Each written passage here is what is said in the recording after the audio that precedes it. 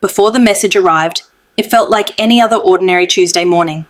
I was sitting at the kitchen table with a cup of coffee, scrolling through emails, while the apartment sat in complete silence. My wife Rachel had left an hour earlier after giving me a quick kiss on the cheek. Nothing about her goodbye seemed unusual, at least not enough to prepare me for what came next. My phone buzzed. Just having coffee with a friend. A simple sentence. Innocent on the surface.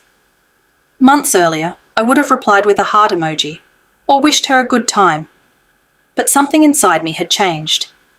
It wasn't one incident that created my doubts. It was dozens of tiny moments that never quite made sense.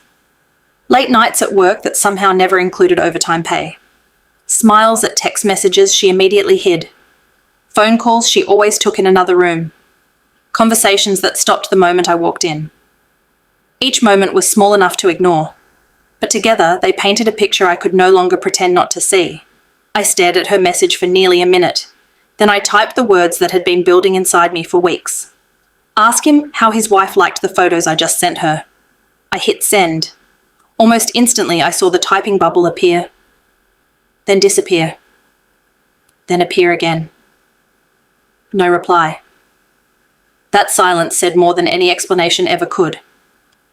Hours later, Rachel walked through our front door carrying a coffee cup and wearing the same relaxed smile she'd left with.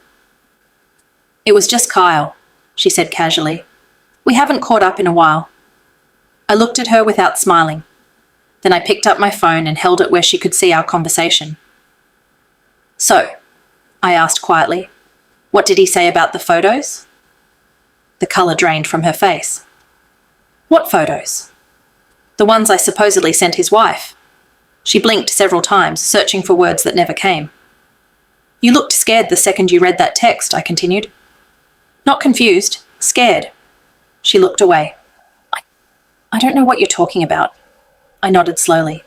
I think you do. The room became painfully quiet. I never actually sent anyone any photos, I admitted. There are no pictures. Her eyes shot back toward mine. I made it up. She frowned, completely confused. But your reaction, I said, told me everything I needed to know. Her shoulders slumped. For the first time in months, the confident excuses disappeared. Tears filled her eyes. I didn't think you'd notice, she whispered. I noticed long before today. I sat across from her, exhausted rather than angry. It wasn't the coffee, I said softly. It wasn't even Kyle. It was every little lie. The hidden screen. The deleted messages. The way you laughed at your phone but never shared what was funny. The way I slowly became a stranger in my own marriage. She buried her face in her hands. I'm sorry. The words echoed through the apartment, but they arrived too late. I kept waiting for you to tell me the truth, I said. I gave you chance after chance, because I wanted to believe the woman I married was still here. She cried quietly. I never wanted to hurt you. But you did. And the hardest part wasn't wondering if you loved someone else. It was realizing you had stopped respecting me enough to be honest. Neither of us spoke for several minutes. The silence felt heavier than any argument could have. Finally, I stood and placed my phone on the table between us. I don't know what happens next, I said. But I know one thing. Trust doesn't disappear because of one mistake. It disappears because of 1,000 small choices to hide the truth. Rachel nodded through her tears. She understood. For the first time, there were no excuses, no clever explanations, and no attempts to change the subject.